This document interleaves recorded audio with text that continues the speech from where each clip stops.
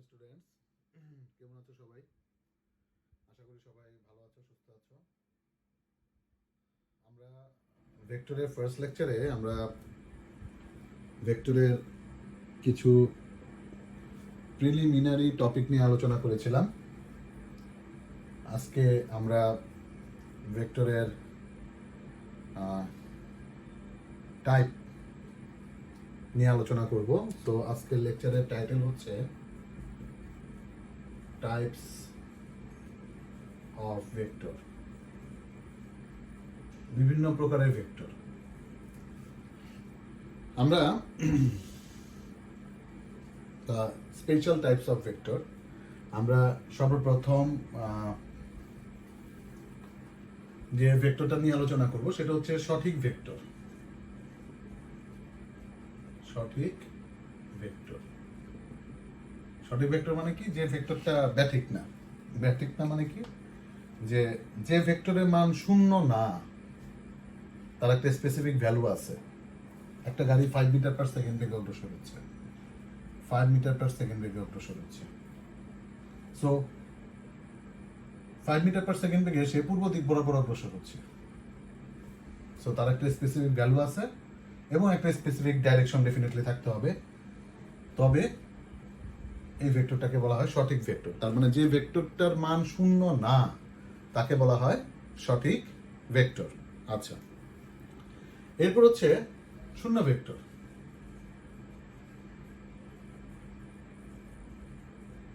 শূন্য ভেক্টর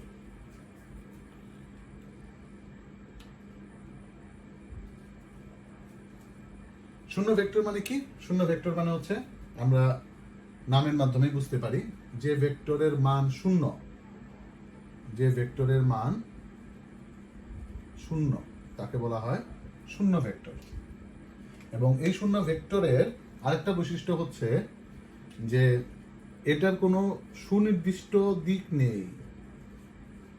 সুনির্দিষ্ট দিক নেই, সেটার নাম হচ্ছে শূন্য ভেক্টর। তার মানে তার ডাইরেকশন হবে আরবিটারি ডাইরেকশন। কিরকম ভাবে আরবিটারি ডাইরেকশন একটু বোঝার চেষ্টা করো। ধরো একটা দড়ি,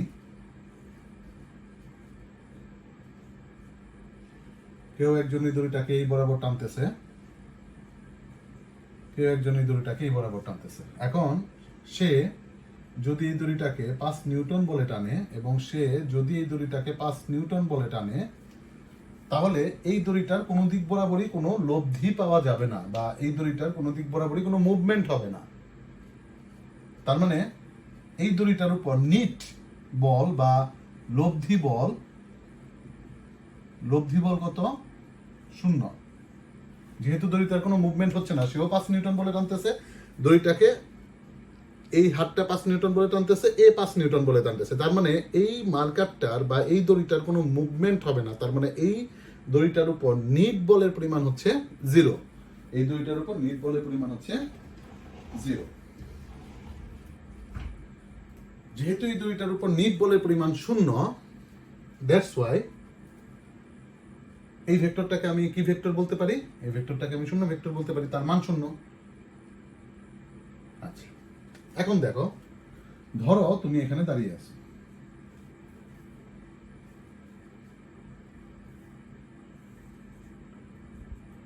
ইস্ট, ওয়েস্ট, নর্থ, সাউথ দাঁড়িয়ে আছো, সিম্পল দাঁড়িয়ে আছো। তোমার ইস্ট বরাবর কোনো সরণ নাই, ওয়েস্ট বরাবর কোনো সরণ নাই, নর্থ বরাবর কোনো সরণ নাই, সাউথ বরাবর কোনো সরণ নাই। তার মানে এটাকে যদি আমি ভেক্টরের মাধ্যমে প্রকাশ করি, তাহলে এই ভেক্টরটার নাম কি হবে? শূন্য ভেক্টর। তার ডাইরেকশন ইস্ট হইতে পারে, ওয়েস্ট হইতে পারে, নর্থ হইতে পারে, সাউথ হইতে পারে, আরবিটারি যে কোনো একটা ডাইরেকশন হইতে পারে। তার মানে তার কোনো সুনির্দিষ্ট দিক নাই। আচ্ছা, তুমি বাসা থেকে বাজারে গেলা, বাসা থেকে বাজারে গেলা, বাজার থেকে আবার বাসায় ফেরত আসলা। বাসা থেকে বাজারে যাওয়ার পথে তুমি 50 মিটার দূরত্ব অতিক্রম করে গেলা, বাজার থেকে বাসায় ফেরত আসলে পরে তুমি 50 মিটার দূরত্ব অতিক্রম করলা। তার মানে তোমার এখানে নিট সরণের পরিমাণ কত? 0, মান শূন্য, এবং এর কোনো সুনির্দিষ্ট কোনো দিক থাকবে না। তার মানে তার দিক হবে আরবিটারি, যে কোনো দিক বরাবর হতে পারে। সো এটাকে বলা হচ্ছে শূন্য ভেক্টর বা নাল ভেক্টর। নাল ভেক্টর, যে ভেক্টরের মান শূন্য সেটাকে বলা হয় নাল ভেক্টর। এখন আসো সদৃশ ভেক্টর।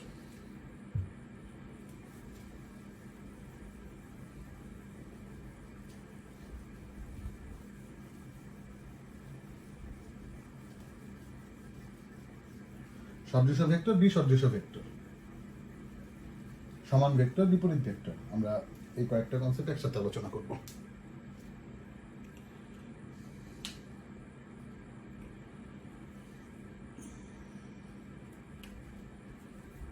সদৃশ ভেক্টর,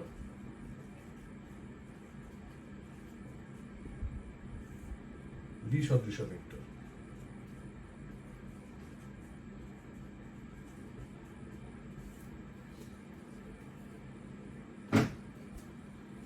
সমান ভেক্টর,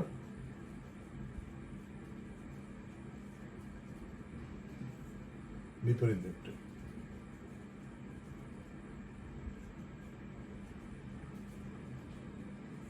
আচ্ছা, সদৃশ ভেক্টর হচ্ছে যে ভেক্টরগুলি দেখতে একই রকম, সদৃশ, সেই ভেক্টরগুলোকে বলা হয় সদৃশ ভেক্টর। যেমন ধরো কোন একটি গাড়ি 5 মিটার পার সেকেন্ড বেগে যাচ্ছে, আরেকটি গাড়ি 7 মিটার পার সেকেন্ড বেগে যাচ্ছে, এদের দিক একই, মান ভিন্ন হইতে পারে, তবে এই ধরনের ভেক্টরকে বলা হচ্ছে সদৃশ ভেক্টর।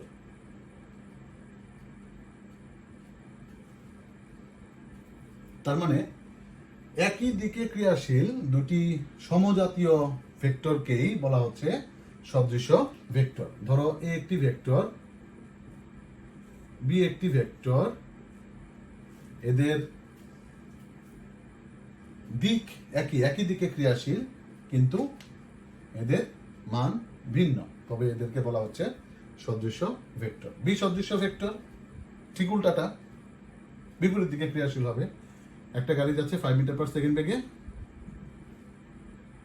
এদিকে, আরেকটা গাড়ি যাচ্ছে 7 মিটার পার সেকেন্ড বেগে এদিকে, বিপরীত দিকে ক্রিয়াশীল, তবে এই ধরনের ভেক্টরকে বলা হয় বিসদৃশ ভেক্টর।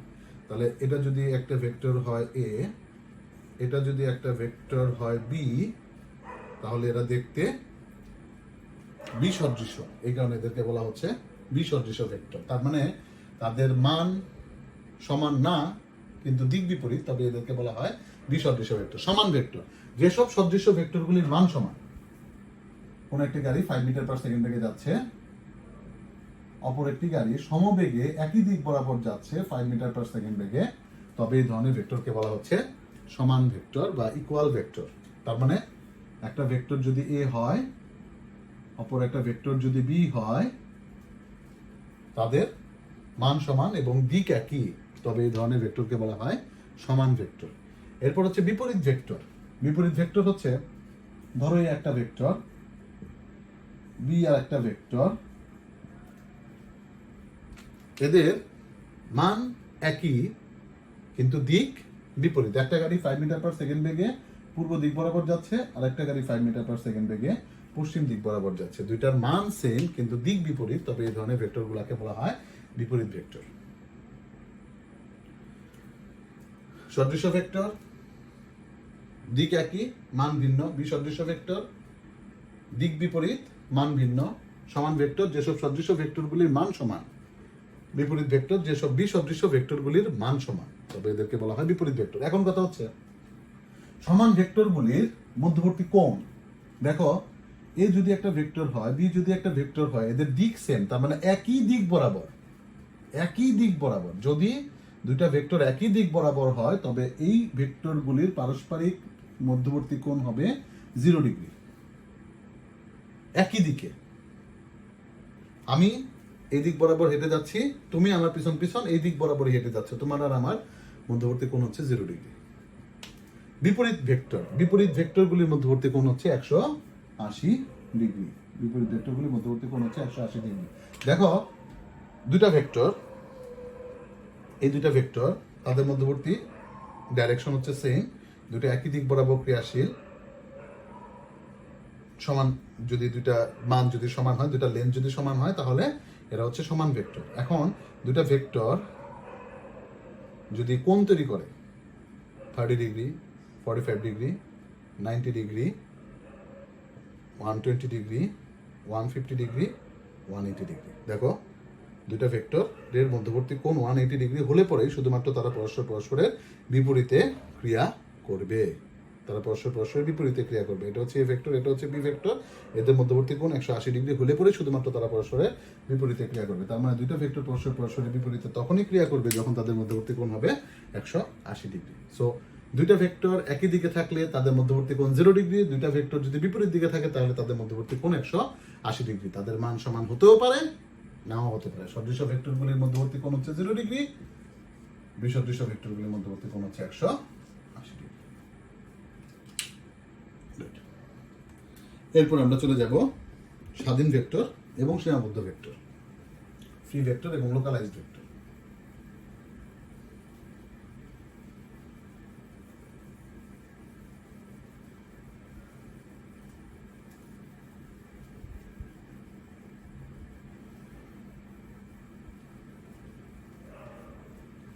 ফ্রি ভেক্টর এবং লোকালাইজড ভেক্টর। ফ্রি ভেক্টর হচ্ছে স্বাধীন ভেক্টর,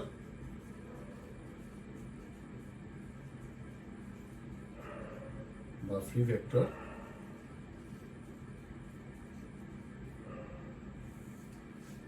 এবং একটা হচ্ছে সীমাবদ্ধ ভেক্টর,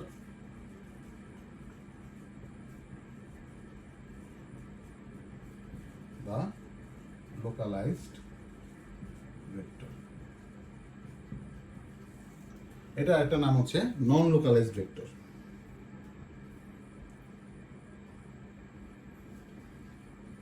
আচ্ছা, স্বাধীন ভেক্টর কি? যে ভেক্টরটার পাদবিন্দু নির্দিষ্ট না, সেটাকে বলা হচ্ছে স্বাধীন ভেক্টর। পাদবিন্দু নির্দিষ্ট না। যেমন ধরো এটা যদি ইস্ট হয়, ওয়েস্ট, নর্থ, সাউথ। তোমাকে বললো যে কোনো একটি গাড়ি উত্তর পূর্ব দিক বরাবর চলমান আছে। এখন কোন একটি গাড়ি উত্তর পূর্ব দিক বরাবর এদিকে চলমান থাকতে পারে, এইভাবে হইতে পারে, এইভাবে হইতে পারে, এইভাবে হইতে পারে, সমান্তরাল, পরস্পর সমান্তরাল। এখন আমি এই ভেক্টরগুলোকে যদি নামকরণ করি, A vector, B vector, C vector, D vector, গাড়িগুলি 5 মিটার পার সেকেন্ড বেগে গতিশীল আছে, 5 মিটার পার সেকেন্ড বেগে গতিশীল আছে। এখন কথা হচ্ছে, দেখো এই গাড়িগুলি বা গাড়িটার যে মুভমেন্টটা, বেগটা, এই বেগটাকে আমি এই ভেক্টর দ্বারা প্রকাশ করতে পারি, বি ভেক্টর দ্বারা প্রকাশ করতে পারি, সি ভেক্টর দ্বারা প্রকাশ করতে পারি, ডি ভেক্টর দ্বারা প্রকাশ করতে পারি। এদের পাদবিন্দুটা নির্দিষ্ট না। এবং ফ্রি ভেক্টরের একটা বড় কনসেপ্ট হচ্ছে যে ভেক্টরগুলি ভেক্টরের প্রয়োগ বিন্দুর উপর ডিপেন্ড করে না, প্রয়োগ বিন্দুর উপর নির্ভরশীল না। এখন কথা হচ্ছে যে প্রয়োগ বিন্দুটা কি? সীমাবদ্ধ ভেক্টরটা হচ্ছে যে ভেক্টরগুলি প্রয়োগ বিন্দুর উপর নির্ভরশীল এবং যাদের পাদবিন্দু নির্দিষ্ট একটা নির্দিষ্ট জায়গাতেই সেটা সীমাবদ্ধ থাকবে, সেই ধরনের ভেক্টরগুলোকে বলা হয় সীমাবদ্ধ ভেক্টর। ফর এক্সাম্পল, ধরো কোনো একটি ব্লক, এই ব্লকটাকে আমি এই বরাবর 10 নিউটন বলে টেনে নিয়ে যাচ্ছি। তাহলে 10 নিউটন বলে যদি আমি টেনে নিয়ে যাই, এটার পাদবিন্দুটা কোনটা? এটার পাদবিন্দুটা হচ্ছে এটা। প্রয়োগ বিন্দুটা কোনটা? প্রয়োগ বিন্দুটা হচ্ছে এটা। আমি এই বিন্দুতে বল প্রয়োগ করছি কত নিউটন? 10 নিউটন। এখন এই বিন্দুতে 10 নিউটন বল প্রয়োগ করলে পরে এই ব্লকটার যে মুভমেন্ট হবে বা যতটুকু মুভমেন্ট হবে, আমি যদি এই ব্লকটার এই বিন্দুতে যদি 10 নিউটন বল প্রয়োগ করি, তাহলে কিন্তু মুভমেন্ট একরকম হবে না। আমি কিন্তু বলের মান সেম রাখছি, কিন্তু আমি জাস্ট তার প্রয়োগ বিন্দুটা চেঞ্জ করে দিছি। তার মানে যে ভেক্টরগুলি প্রয়োগ বিন্দুর উপর নির্ভরশীল, সেই ভেক্টরগুলি প্রয়োগ বিন্দু পরিবর্তনে তার রেজাল্টটাও পরিবর্তন হয়ে যাচ্ছে। 10 নিউটন বল আমি এই প্রয়োগ বিন্দুতে প্রয়োগ করলে পরে এই ব্লকটার মুভমেন্ট যেরকম হবে, এই 10 নিউটন বল আমি বি বিন্দুতে প্রয়োগ করলে পরে এই ব্লকটার মুভমেন্ট একই রকম হবে না। তার মানে এই ভেক্টরটা প্রয়োগ বিন্দুর উপর নির্ভরশীল, যার কারণে এটাকে বলা হচ্ছে সীমাবদ্ধ ভেক্টর। সো বল হচ্ছে একটা সীমাবদ্ধ ভেক্টর। যেমন ধরো যে একটা পাথর, যে পাথরটার ভর হচ্ছে ধরো 10 কেজি। এখন এই পাথরটাকে পৃথিবীর পৃষ্ঠ থেকে যদি একটা নির্দিষ্ট উচ্চতা থেকে যদি আমি ফেলে দেই, তাহলে পৃথিবীর কেন্দ্রের দিকে এই পাথরটার ভর কেন্দ্র আকর্ষিত হবে অভিকর্ষীয় বলে। তাহলে দেখো, এই যে অভিকর্ষীয় বলের যে পাদবিন্দুটা, সেই পাদবিন্দুটা কিন্তু এই বস্তুটার ভর কেন্দ্র বরাবর ক্রিয়া করতেছে, অন্য কোনো পয়েন্টে কিন্তু ক্রিয়া করতেছে না। তার মানে এই বস্তুটার ভর কেন্দ্রে তার পাদবিন্দুটা নির্দিষ্ট, যার কারণে এটাকে বলা হয় লোকালাইজ ভেক্টর বা সীমাবদ্ধ ভেক্টর। তার মানে ওজন একটা সীমাবদ্ধ ভেক্টর। সো যে ভেক্টরগুলির পাদবিন্দু নির্দিষ্ট এবং যে ভেক্টরগুলি প্রয়োগ বিন্দুর উপর নির্ভরশীল, সেই ভেক্টরগুলোকে বলা হয় সীমাবদ্ধ ভেক্টর। আর যে ভেক্টরগুলি প্রয়োগ বিন্দুর উপর নির্ভরশীল না, বা যে ভেক্টরগুলোকে আমি রিপ্লেস করতে পারি, 5 মিটার পার সেকেন্ড একটা বেগ, 5 মিটার পার সেকেন্ড কোন একটা গাড়ির বেগ। এখন এই 5 মিটার পার সেকেন্ড এই বেগের যে ভেক্টরটা, সেই ভেক্টরটাকে আমি তুলে নিয়ে এসে এখানেও আঁকতে পারি, তাতে তার বেগের মান বা উক্ত গাড়ির মুভমেন্টের কোনো পরিবর্তন হবে না, যার কারণে এটাকে বলা হয় স্বাধীন ভেক্টর বা ফ্রি ভেক্টর। সো স্বাধীন ভেক্টরটা ভেক্টরের প্রয়োগ বিন্দুর উপর নির্ভরশীল না, কিন্তু সীমাবদ্ধ ভেক্টরটা ভেক্টরের প্রয়োগ বিন্দুর উপর নির্ভরশীল। বেগ স্বাধীন ভেক্টর। ওকে, প্রয়োগ বিন্দুর উপর নির্ভরশীল, যেমন বল, ওজন সর্ট অফ বল, এটা হচ্ছে সীমাবদ্ধ ভেক্টর বা লোকালাইজ ভেক্টর। এরপর আমরা চলে যাব, আমরা তো একটু আগে পড়লাম সদৃশ্য ভেক্টর, বিসদৃশ্য ভেক্টর, তারপর হচ্ছে সম ভেক্টর, বিপরীত ভেক্টর। বিপরীত ভেক্টর একটা নাম হচ্ছে, সেটাকে বলা হয় ঋণ ভেক্টর বা ঋণাত্মক ভেক্টর।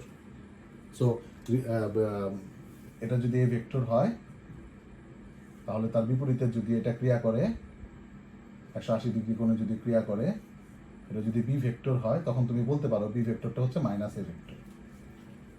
বি ভেক্টরটা হচ্ছে মাইনাস এ ভেক্টর, কারণ তার মান সমান কিন্তু শুধুমাত্র দিকটা বিপরীত। তার মানে এটাকে বলা হয় ঋণাত্মক ভেক্টর। ঋণাত্মক ভেক্টর, ওকে, বা ঋণ ভেক্টর। আচ্ছা, এরপর হচ্ছে সমরেখ ভেক্টর। কি ভেক্টর? সমরেখ ভেক্টর, সমতলীয় ভেক্টর।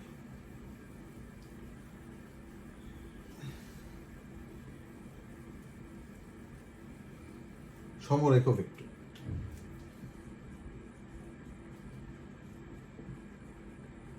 যে ভেক্টরগুলি একটা নির্দিষ্ট রেখায় সীমাবদ্ধ, তাকে বলা হয় সমরেখ ভেক্টর।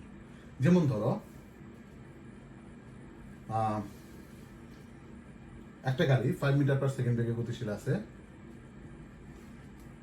ঠিক আগের গাড়িটা একই রাস্তায় যখন জ্যাম বাঁধে, তখন মনে হয় না যে গাড়িগুলো একটা স্ট্রেট লাইন বরাবর আছে। ঠিক একই রকম ভাবে একটা গাড়ি ধরো 5 মিটার পার সেকেন্ড বেগে গতিশীল আছে, এটাকে যদি আমি ভেক্টর ধরি, আরেকটা গাড়ি ধরো 6 মিটার পার সেকেন্ড বেগে গতিশীল আছে, একই সরল রেখা বরাবর, এই ধরনের ভেক্টরকে বলা হয় সমরেখ ভেক্টর। তার মানে যে ভেক্টরগুলি একই রেখা অবস্থান করতেছে, সেগুলোকে বলা হয় সমরেখ ভেক্টর। এরপর হচ্ছে সমতলীয় ভেক্টর।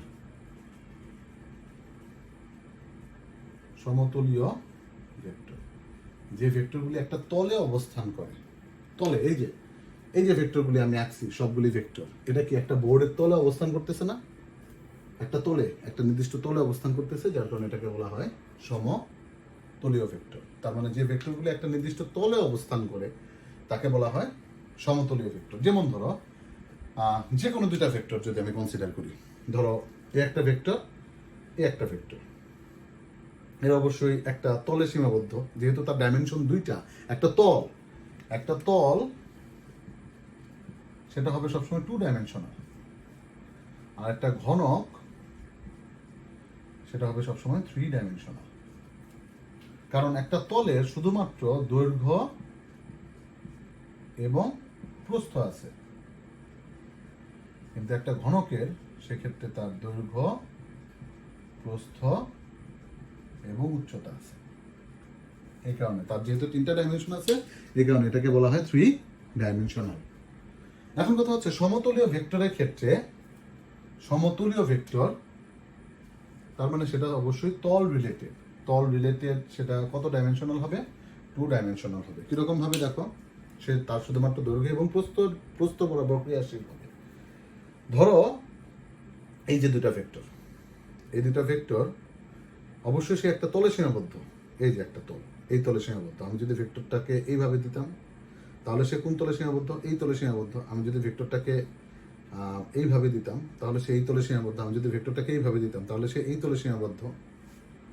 তার মানে দুনিয়ার যে কোনো দুইটা ভেক্টর অবশ্যই সমতলীয় ভেক্টর হতে হবে। তার মানে দুইটা ভেক্টর অবশ্যই একটা তলে সীমাবদ্ধ থাকতে হবে, যার কারণে এটাকে বলা হচ্ছে সমতলীয় ভেক্টর। এখন যদি আমি থার্ড ভেক্টর নেই, ধরো এই একটা ভেক্টর আমি নিলাম, এই যে রেড মার্কার যেটা, এই একটা ভেক্টর আমি নিলাম। এখন কথা হচ্ছে এই 3টা ভেক্টর কি সমতুল্য? হ্যাঁ, 3টা ভেক্টর সমতুল্য কখন হবে? যখন রেড মার্কারটা এইভাবে না নিয়ে আমি যখন এইভাবে নিব, একটা তলে সীমাবদ্ধ, দৈর্ঘ্য এবং প্রস্থ বরাবর সীমাবদ্ধ, এটার কোনো উচ্চতা নাই বা কোনো পুরুত্ব নাই। কিন্তু যখনই আমি রেড মার্কারটা এইভাবে নিয়ে নিচ্ছি তখন তারা কি ভেক্টর? তারা অবশ্যই সমতুল্য ভেক্টর না, কিন্তু যে কোনো দুইটা ভেক্টর অবশ্যই সমতুল্য। ব্ল্যাক মার্কার, রেড মার্কার একটা সমতলে অবস্থিত, ব্ল্যাক মার্কার, ব্লু মার্কার আরেকটা সমতলে অবস্থিত, ব্লু মার্কার, রেড মার্কার আরেকটা সমতলে অবস্থিত। কিন্তু এরা 3টা কি একই সমতলে অবস্থিত? অবশ্যই না। তার মানে এই 3টা মার্কার একসাথে একটা তলে বা একই সমতলে অবস্থান করতে পারবে না, যদি মার্কারের সেটআপগুলি এরকম হয়। তাহলে যে কোনো 3টা ভেক্টর সমতলে হইতেও পারে, আবার নাও হইতে পারে। 2 এর অধিক ভেক্টর সমতলে হইতেও পারে, নাও হইতে পারে, কিন্তু 2টা ভেক্টর অবশ্যই একই সমতলে অবস্থান করবে, যার কারণে এটাকে বলা হয় সমতলীয় ভেক্টর। আচ্ছা, এরপর আমরা চলে যাব বিপ্রতীপ ভেক্টর।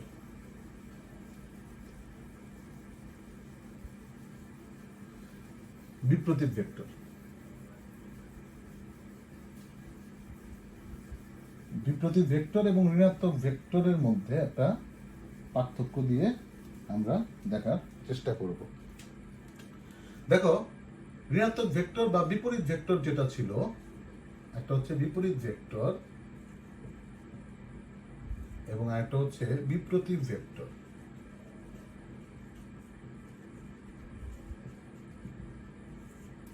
বিপরীত ভেক্টর কি? ধরো একটা গাড়ি 5 মিটার পার সেকেন্ড বেগে এই বরাবর চলতেছে, আর একটা গাড়ি 5 মিটার পার সেকেন্ড বেগে এই বরাবর চলতেছে। যেহেতু তারা পরস্পর বিপরীত, তার মানে তাদের মধ্যবর্তী কোণ কত ডিগ্রি? 180 ডিগ্রি। তাহলে এখান থেকে বি ভেক্টরটাকে আমি কি বলতে পারি? সেটা এ ভেক্টরের বিপরীত। এখন এ ভেক্টরের ডাইরেকশন যদি এই বরাবর যদি পজিটিভ হয়, তাহলে তার বিপরীত দিক বরাবর হবে নেগেটিভ। তার মানে বি ইকুয়ালস টু মাইনাস এ। এটা হচ্ছে বিপরীত ভেক্টর বা ঋণাত্মক ভেক্টর। কিন্তু বিপ্রতীপ ভেক্টরটা কি? বিপ্রতীপ ভেক্টরটা হচ্ছে মানের গুণাত্মক বিপরীত হইতে হবে। যেমন ধরো এই ভেক্টর যদি 5i দ্বারা প্রকাশ করা হয়, i কি জিনিস সেটা একটু পরে আমরা দেখবো একক ভেক্টর বোঝানোর পর। তাহলে বি ভেক্টরটা এই ভেক্টরের বিপ্রতীপ ভেক্টর তখনই হবে যখন সেটা 5 এর গুণাত্মক বিপরীত হবে, তার মানে 1/5i হবে। খুব সিম্পল ভাবে বলি, বিপরীত ভেক্টর হচ্ছে ধরো a equals to 5i। i কি জিনিসটা? এটা একটা একক ভেক্টর। আমরা একক ভেক্টর আলোচনা করার পরে তারপর আমরা এই জিনিসগুলো নিয়ে আলোচনা করব, একটু প্রিলিমিনারি দেখে রাখো। তাহলে এই ভেক্টর যদি 5i হয়, তাহলে তার বিপরীত ভেক্টর কি হবে? -5i। বিপরীত, উল্টা ডাইরেকশন। ওটা যদি i বরাবর হয় বা x অ্যাক্সিস বরাবর হয়, এটা হচ্ছে -x অ্যাক্সিস বরাবর, যার কারণে তার আগে মাইনাস সাইন চলে আসছে। এটাকে বলা হয় বিপরীত ভেক্টর। আর বিপ্রতীপ ভেক্টর কি? যদি এই ভেক্টরটা 5 মিটার পার সেকেন্ড হয় তার মান, তাহলে বিপরীত ভেক্টরটা হবে মান হবে 1/5, তার মানে 5/1 তার মানে এটা হবে 1/5 মিটার পার সেকেন্ড। এটা হচ্ছে বিপরীত ভেক্টর। তাহলে বিপরীত ভেক্টরটা হচ্ছে শুধুমাত্র ডাইরেকশন চেঞ্জ করে দিচ্ছে, আর বিপরীত ভেক্টর ডাইরেকশন সেম থাকবে কিন্তু মানটা উল্টা হয়ে যাবে। এক্ষেত্রে কি বিপরীত ভেক্টরে মান সেম, দিক বিপরীত, আর বিপরীত ভেক্টরে দিক সেম একই দিকে, এ ভেক্টর যেদিকে বি ভেক্টর একই দিকে, এটাও প্লাস এটাও প্লাস, সো তার দিক চেঞ্জ হয়নি, দিক সেম কিন্তু মান গুণাত্মক বিপরীত।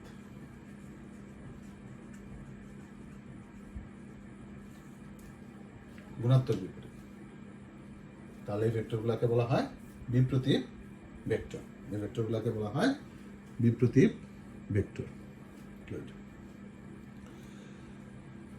এরপর আমরা চলে যাব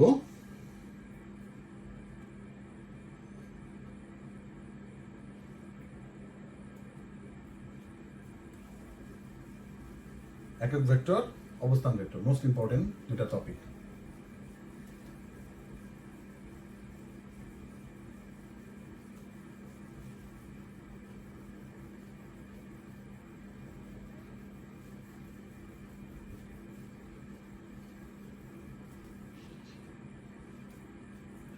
ফার্স্ট আমরা আলোচনা করব একক ভেক্টর নিয়ে।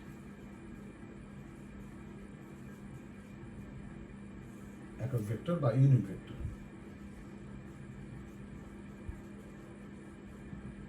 ইউনিট ভেক্টর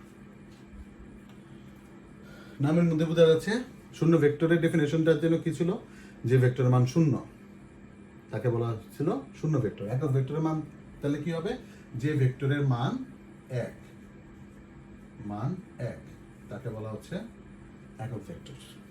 যে ভেক্টরের মান 1 ব্যতীত অন্য কোনো কিছু না, 0.99 না 1.01 না, যে ভেক্টরের মান একদম কনক্রিট 1 সেটাকে বলা হচ্ছে একক ভেক্টর। একক ভেক্টরের বেশ কিছু কনসেপ্ট নিয়ে আমরা এখন আলোচনা করব, এবং এটা টাইপস অফ ভেক্টরের মধ্যে খুবই ইম্পর্টেন্ট একটা কনসেপ্ট, একক ভেক্টর বা ইউনিট ভেক্টর। দেখো, ধরো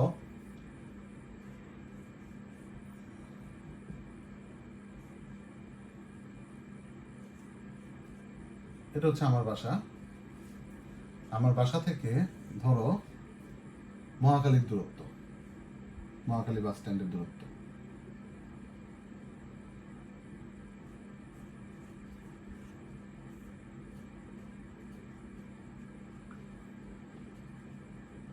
মহাখালী বাস স্ট্যান্ডের দূরত্ব ধরো 5 কিলোমিটার। 5 কিলোমিটার মহাখালী বাস স্ট্যান্ডের দূরত্ব না ধরে তুমি সরণের মান ধরতে পারো, কারণ একদম স্ট্রেট দূরত্ব না হয়ে সে বিভিন্ন ধরনের জিগজ্যাগ পথে সে এই বিন্দু থেকে বি বিন্দুতে গেল। এই বিন্দুটা হচ্ছে লোকে বাসা, আর বি বিন্দুটা হচ্ছে লোকে মহাখালী বাস স্ট্যান্ড। কিন্তু সে যে পথেই যাক না কেন, এ থেকে বি বিন্দু পর্যন্ত তার সরণের মান, সরণ যেহেতু একটা ভেক্টর কোয়ান্টিটি, সো এ থেকে বি বিন্দু পর্যন্ত সংযোজককারী সরল রেখাটাই হবে সরণের মান নির্দেশক রাশি। তাহলে আমি ধরে নিলাম এ থেকে বি বিন্দু পর্যন্ত তার সরণের মান হচ্ছে 5 কিলোমিটার, এটা আমি ধরে নিলাম। আচ্ছা,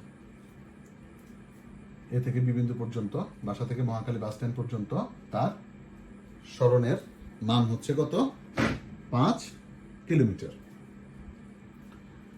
এখন আমি কি করলাম, প্রতি 1 কিলোমিটার অন্তর অন্তর আমি একটা করে ইট বসিয়ে রাখলাম। প্রতি 1 কিলোমিটার অন্তর অন্তর আমি একটা করে ইট বসিয়ে রাখলাম। এখন এই যে ছোট যে অংশটা, এদের প্রত্যেকের মান কত করে, 1 kilometre 1 kilometre 1 kilometre 1 kilometre 1 kilometre. এই ক্ষুদ্র যে অংশগুলি, এই অংশগুলোকে যদি আমি ভেক্টর রূপে প্রকাশ করি, তাহলে এই 1 কিলোমিটারের কে যদি আমরা ভেক্টর রূপে প্রকাশ করি তাহলে সেই ভেক্টরের দিকটা কোন দিক বরাবর হবে, যেহেতু এ থেকে বি বিন্দু পর্যন্ত ডাইরেকশন হচ্ছে এইদিকে, বা আমি ধরে নিলাম পূর্ব দিক বরাবর, তাহলে এই 5 কিলোমিটারকে যখন আমি 1 kilometre 1 kilometre 1 kilometre 1 kilometre 1 kilometre অংশে যখন আমি বিভক্ত করব, 5টা ভাগে যখন আমি বিভক্ত করব, তখন তাদের প্রত্যেকটা ভাগে ডাইরেকশনও হবে মূল ভেক্টরের ডাইরেকশন বরাবর। তাহলে এই ক্ষুদ্র প্রত্যেকটা ভাগের মান কত করে? 1 করে। এবং এটাকে আমি ভেক্টর রূপে প্রকাশ করছি, যার কারণে এটার নাম কি? একক ভেক্টর। কথা ক্লিয়ার?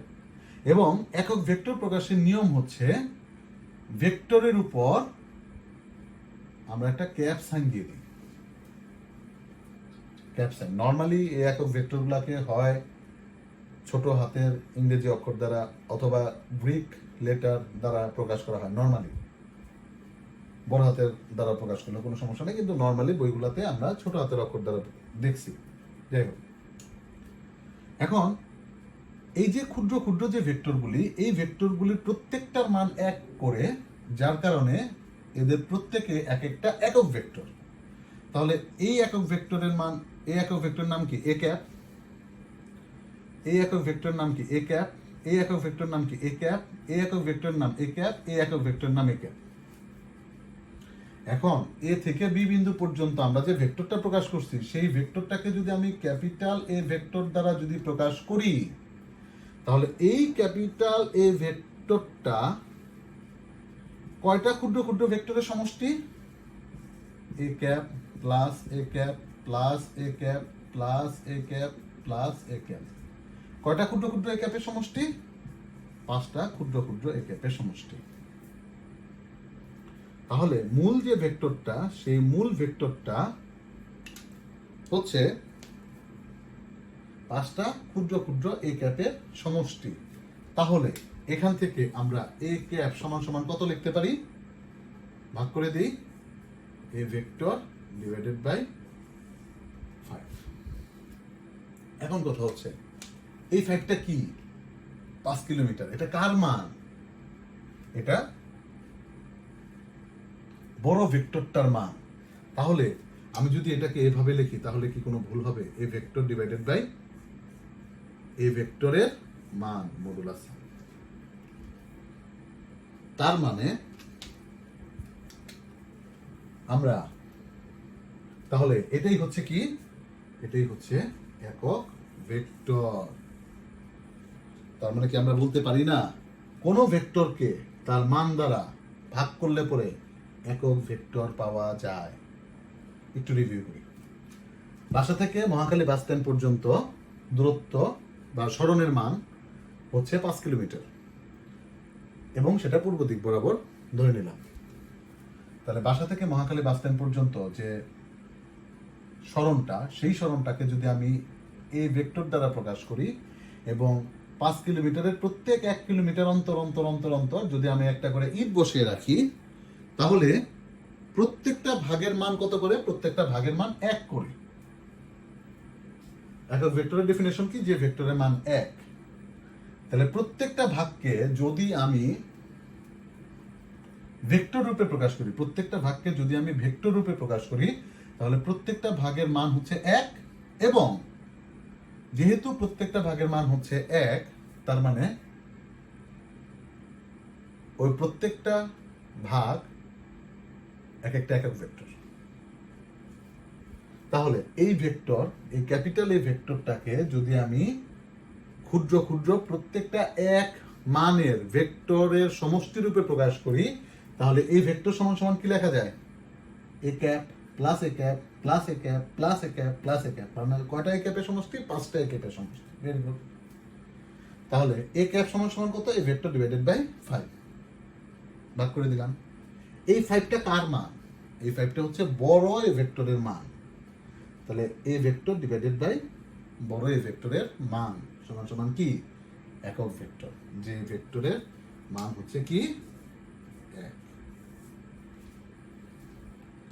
তাহলে একক ভেক্টর সম্পর্কে আমরা বেশ কয়েকটা সিদ্ধান্তে উপনীত হতে পারি। সিদ্ধান্ত।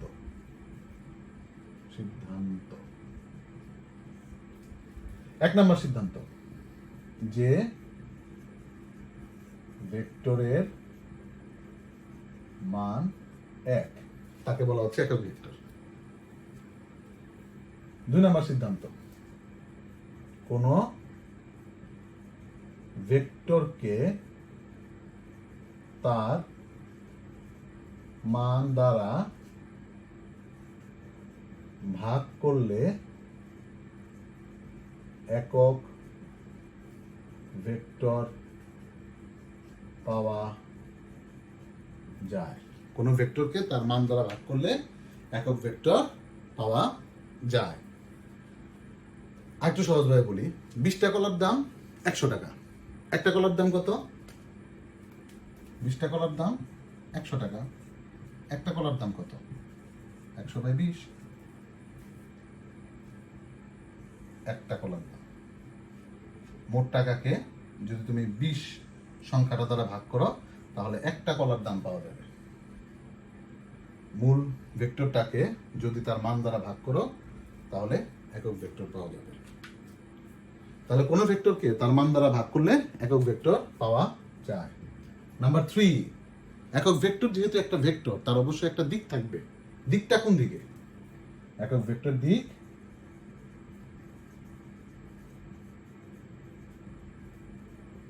মূল ভেক্টরের দিকে। ওই যে দেখো, মূল ভেক্টর ডাইরেকশন হচ্ছে এদিকে, প্রত্যেকটা ক্ষুদ্র ক্ষুদ্র ক্ষুদ্র ক্ষুদ্র একক ভেক্টর ডাইরেকশনও একই দিকে। সো একক ভেক্টর দিক মূল ভেক্টরের দিকে। এখন যদি তোমাকে প্রশ্ন করে যে এ ভেক্টরের দিকে একক ভেক্টর বের করো, এই ক্যাপিটাল এ ভেক্টরের দিকে একক ভেক্টর বের করো, তোমাকে যদি প্রশ্ন করা হয় ক্যাপিটাল এ ভেক্টরের দিকে একক ভেক্টর বের করো, তাহলে একক ভেক্টর দিক হচ্ছে মূল ভেক্টরের দিকে।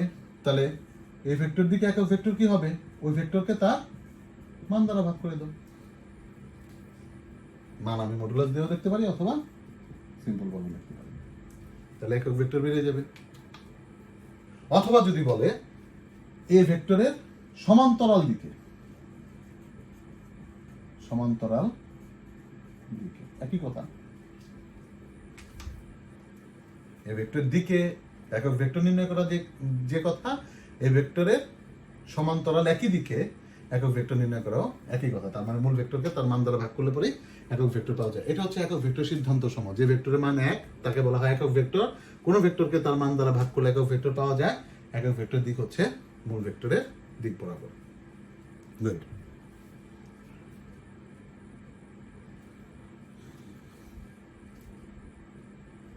এখন আসো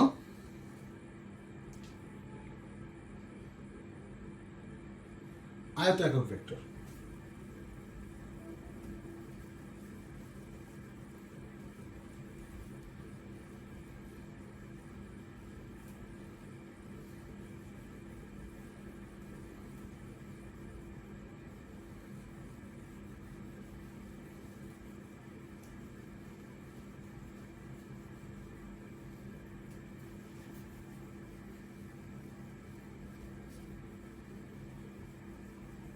আয়ত একক ভেক্টর।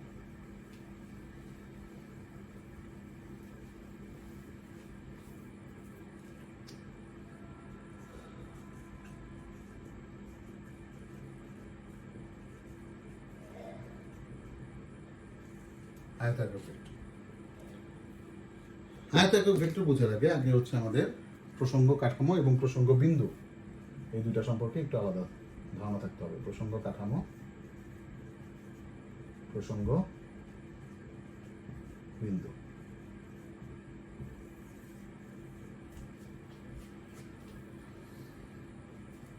রেফারেন্স ফ্রেম এবং রেফারেন্স পয়েন্ট